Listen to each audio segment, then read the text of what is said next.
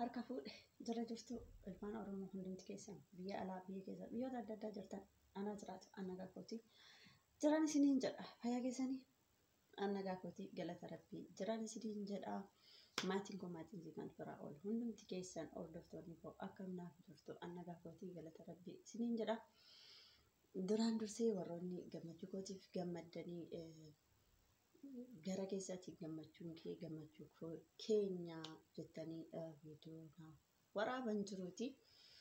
So baay'een isin galateeffadha. Gorsa keessanillee yaada keessanillee hunda isaa galmaan ga'uudhaaf anis qophiidha haga danda'e tokko waan gaariidha qabadhee akka isin dhufuu fi wantoota narraa eegamu hundayyuu bakka balleessatti na gorsitanii koomentii jalatti na barreessitanii akkana jajjabeessita warroonni nafaana turtanii gammachuu keessanillee haga hoona nafaana gammachuu keessan anaaf ibsitan hedduu takka isin galateeffadha. Hunduma keessan bakka jirtanitti nagaa fayyaa isiniif qaama isiniin jedha warroonni gammachuu koo qooddatan immoo maatii koo asumaan hin bartan jechuudha. Obboloota koo yeroo baay'ee wajjiniin yeroo liibii seenu dadhabuudhaan na gargaaruudhaan asiin nagahanidha. Isaanis immoo gammachuu isaanii anaaf ibsanii jiranii baay'ee tokko isin galateeffadha jecha qabu galatooma isin jechuun barbaada. Walumaanuu maatii siifan biraa ol gara kabajamtoota warroota jaalala isaanii fi haga anaaf iddoo qaban jaalala isaanii fi gammachuu isaanii naa ibsan karaa viidiyoo isaaniitti isin dabarsa. Asumaan yeroo jaallattan laayik kooment nuuf godhaatii nu jajjabeessa wantoota ammoo itti wanta barbaadan immoo yaada kan keessan immoo koomentii jalatti naaf barreessa. Isin jechuun jaalladha fayyaa ta'a isin jaalladha hunduma keessan jechuudha maqaa waamu asumaan isinitu hin argitan jedhee yaada baay'een isin galateeffadha jechuudha warroonni gammachuu koof naa gammaddan isiniin jedha isinillee akkasumatti akka gammaddan waan yaaddan hundarratti waan dalagdan hundarratti akka milkooftan ani waa dalagee miti rabbi hoo jedhe immoo kana fuuldura waa yaadee yookiin immoo waan irratti dalaguu qabu hunda isaa dalagee akka uummata koo gammachiisu kan caalaa akka waliin gammannu jedha ammaaf waa dalagee miti. Kanaaf egaa gammachuu kan koo warroota qooddataniif hedduu takka galatooma isiniin jedha isiniin jechuun jaalladha baay'ee isin jaalladha.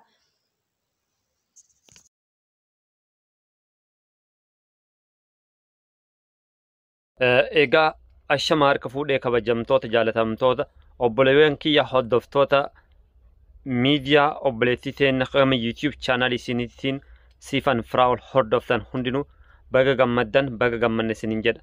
Inni kaabaa fi kibbaa jiddu galeessarraa kallattii kamiinuu kan jirtan hiriyyoonni ishee firoottan ishee bakka jirtanitti amma sirran deebi'ee baga gammaddan isiniin jedha. Egaa akkuma beekamu keessaayyuu jireenya baqattummaa kana keessatti ilmaan Oromoodhaa kallattiilee adda addaatiin hammeenya jireenya baqattummaa dhandhamachaa cal jedhanii hin teenne qabsoo adda addaa kallattii adda addaatiin godhaa jiran jechaadha. Qabsoolee godhaman keessaa tokko qabsoo hiyyummaa mo'achuudhaan shamarran keenya keessaayyuu biyyi mirgi namoomaa hin eeggamne keessa jiraachaa hojii hojjechaa isa bukkeetti immoo waan sabaaf tolus hojjechaa waan isaaniif tolus hojjechaa jiran hedduu jira jechaadha. Shamarran san keessaayyuu gama YouTube chaanaaliitiin waan hin beekurraa waan hin tokko hojjedha jechuudhaan gama YouTube chaanaaliitti dhufteetiin hojii gaarii kan dalagaa jirtuu fi akkasumas dhamaatii yeroo dheeraa fi bu'aa bayii adda addaa keessaayyuu dadhabbii gurguddaan boodatti kallattiidhaan har'aan tana ulaagaa ishee barbaachisu guutuudhaan sadarkaa YouTube chaanaaliin namarraa barbaadu tokko yookaan immootu kaaraktii inni namarraa barbaadu waan ulaagaa isaa guutteetiin har'aan tana sadarkaa kana ga'uu keetiif duraan dursee akka madda walaabuu YouTube chaanaalitti irran deebi'ee baga gammaddee congratulations jedheen jira. Akka obboleessa Oromoottis irran deebi'eetiin baga gammadde siin jedha. Eeyyanni beeka haalli isaa ulfaataadha baay'ee dadhabbis gaafata obsas gaafata namoota hedduutu karaa hedduu deemee daandii hedduu deemee dadhabee karatti hafee jira. Ati immoo shamarri sadarkaa kanarra ga'uu keetiif ammas irran deebi'ee maqaa ijoollee keenya Oromoo kanneen si cinaa dhaabbatanii yeroo ati hin jirretti haala adda addaa si mijeessanii akkasuma mootuu walirraa fuutanii tartiiba adda addaatiin wal hammachaa wal gargaaraa dadhabbii tokko malee wal bukkee dhaabbattaniitiin deemtaniin irran deebi'ee hundi keessanuu galatoomaa isiniin jechuun barbaada. Maaliif Oromoon addunyaa kanarratti wanti ittiin beekamu keessaa tokko aadaa wal galateeffachuu qabna aadaa wal kabajuu qabna. Siifan Firaa'ol dhugaa dubbachuudhaaf shamarree gameettii, shamarree obsa qabdu, shamarree keessaayyuu guruupiilee adda addaa keessattis yaada gaarii burqisiisuudhaan, yaada gaarii nu kennuudhaan wantoota adda addaa keessatti nu gorsaa turtedha. Kanaafin irran deebi'ee akka dargaggeessa Oromoo tokkootti, akka obboleessa Oromoo tokkootti bagan gammaddee hojii guddaa eeggata, assaayimentii guddaa eeggata. Kanaafuu jabaadhu sin jedha. Kana keessatti immootu YouTube kanarratti wanti dalagamuu qabu aadaa keenya. Ashamaa harka fuunee akkam jirtu nagaa keessanii maatiin Siifan Firaa'ol akkam jirtu nagaa fayyaa qabdu siniin jedha. Warri biyya alaa warri biyya keessaa bakka jirtanitti nageenya araarri waaqayyo siniif yaa baay'atu siniin jedha. Nagaa fayyaa kooti galanni rabbii haa ta'u. Akkasumallee warri amantaa biraa hordoftan nageenyi keessan akkamii nagaa kooti akka nagaa fayyaa qabdanii waaqayyo irraa abdiin qaba. Akkam jirtu mee nagaadha siniin jedha. Asumaanii ani Qidistiin jedhama. Warri nan beekne siistarii Siifan Firaa'ol jechuudha. Akkamii nagaa keessanii siniin jedhee jira. Akkasumallee Siifan Firaa'ol congratulations siin jedhee jira. Baga gammadde siin jedha. Siis tokko dhugaa baay'ee tokko sii gammade. Akkadhani sii gammade immoo yuutiin rabbiin siif haa gammadu siin jedha waan ofiitiyyaa. Baga gammadde baga wanti itti irriiba dhabdee itti yeroo kee aarsaa kaffaltee si qofa odoo hin taane warri si waliin illee aarsaa hedduu kaffalan hin jiranii. Dhugaa warrootiin itti dadhabdanii hundumti keessaniyyuu galata guddaa qabdu. Galatoomani siniin jedha. Asumaanii dhugaallee yeroo keessan aarsaa gootanii kan abaluuti odoo hin jenne hundumti keessaniyyuu walii hirmaachaa turtanii wal qarqaaraa turtan. Dhugaa ani kanarratti maaliin barii tokkummaa jaalala ijoollee ilmaan Oromoo dhugaa waaqayyo baay'ee tokkoon isinitti boone aganan kan jedhamne tokko jechuudha. Hundumti keessaniyyuu akka keessaniitti aarsaa kaffaltanii yoo tokko ittiin tolle jireenya biyya ambaat irratti tokkotti yoo hin tolle tokko akka ofiititti eegee fi akka ofiititti immoo yuutiin qarqaaree too jechuudha. Bakka kana geesse Siifan illeedha.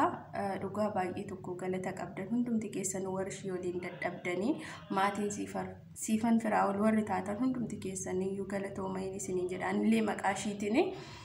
Kanarraan kan hafe immoo siifuu kana boodallee waa hedduu sirraa eegnaa baga gammaddillee siin jedha. Waa hedduu sirraa eegnaa jabaadhu jajjabeetiyyaa gara fuulduraatti wanta nama bohaarsu wanta nama barsiisu waa hedduu sirraa arganna jedheetiniin abdii qaba. Jabaadhu siin jedha. Akkanumatti itti fufii kana boodallee miliyoonallee galtee 100,000 galtee 200,000 akkas baqqaasan booda itti fufa kaa'ii miliyoonallee galtee too nama gammachuu keessa waliin qooddatu rabbiin nu haa taasisu siin jedha. Hundumti keessaniyyuu galata qabdu galatooma isiniin jedha. Siistuu kuwaatillee jabaadhu. Ashama harka fuuna kabajamtootaa fi jaalatamtoota ilmaan Oromoo hordoftoonni Siifan Firaa'ol kan bakka adda addaa jirtan baga gammaddan. Obboleeyyiin teenya milkaa'uudhaan yuutuubni si chaanaalli si yeroodhaan ergamee deebi'uudhaaf hedduu gammachuu guddaan nutti dhagahame. Isillee baga gammadde nujillee baga gammanne karaa fuula duraallee isillee nama chaanaala guddatee fi Oromoon fayyadu nama gartee rakkataadhaan gargaartu rabbi si haa taasisu jennaanii asumaan ergaa baga gammaddee isiidhaaf qabannee dhufnee jirra. Karaa fuula duraallee isii akka jabeessitan asumaan isin dhaammadhaa. Obboleeyyan kiyya like share tuquudhaan isii jajjabeessaa isii hordofaa isiniin jennaa. Asumaan isiillee dhaamsa akka obbolummaa waamicha isiif godhu monii ta'ettee akka jechu karaa fuula duraa uummata jechuun waliin bakka tanaan ga'e akka hin irraanfanne isiittillee dhaammannaa. Asumaan Ashama harka fuunee kabajamoo fi jaallatamoo hordoftoota Siifan Firaa'ol akkam jirtan nagaa keessanii annagaa galata rabbii bakkuma jirtaniin nagaa rabbii guddaan isin haa ta'u jedha. Akkam jirtu isin nagaa keessaniidha hundumti keessanuu.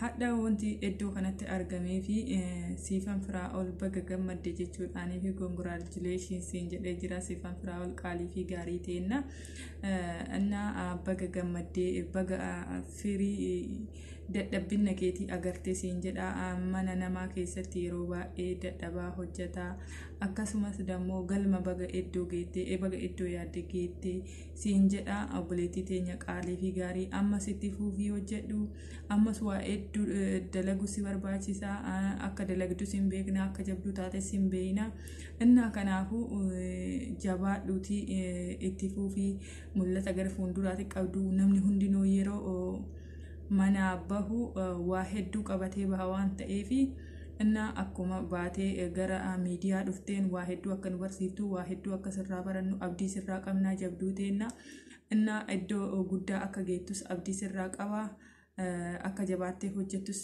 abdii sirraa qabaa kanaafuu jabaadhuu hojjedhu ammas itti fuufii galma kee hundumaa gahii siin jedha rabbiin bakka hundumattu si haa milkeessuu jabaadhuu abshiirii siin jedha innaa baga gammaddee irra deddeebi'ee congratulations siin jedhee jira akka waa baay'ee dalagdu abdii sirraa qabaa jajjabaadhuu ammas gara fuulduraatitti itti fuufii siin jedhee jira obboleettii teenyaa qaalii fi gaarii jabduu teenyaa siin jedha innaa akka jabaattee hojjettu abdii sirraa qabaa innaa si jaalannaa hedduu si kabanya kanaafuu baga gammaddee siin jedheera hedduu takka anis si gammadee jira hordoftoonni keetis akkasuma sabskraayibii sheerii laayikii gochuun bira dhaabbadhaa obboleettii teenyaa jajjabeessaa yeroo viidiyoo isin gadhiifattu jajjabeessaa iddoo guddaa isiniidhaan as geette yaana isiniidhaan as geette waan ta'eef burus iddoo guddaa akka ga'uu ni dandeettu isiniidhaan isinillee akkasuma isin jabeessiti jechuudha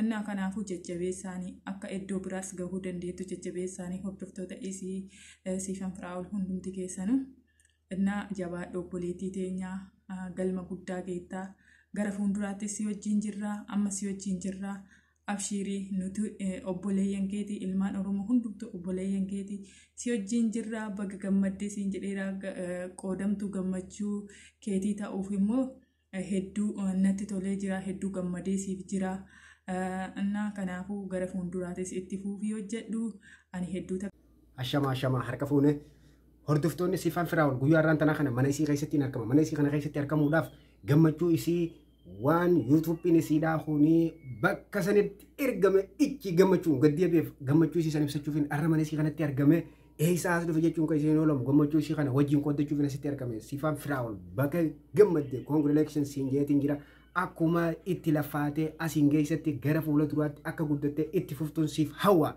isinis warreen isii tana daawwattan akkuma isii kanatti lafaatii isiidhaa kan akkuma duraan waliin dhiibaa as geessanitti fuula duraafis yeroo isin irratti hojjettu wal jajjabeessuudhaan bakka isin dadhabina qabduttis hanqina isii tiimuudhaan jabina isii duuba dhaabbattanii akka wal dhiibdan kabajaaniin isin gaafadha asumaan hundi keessan baga gammaddaniin isiniin jaa.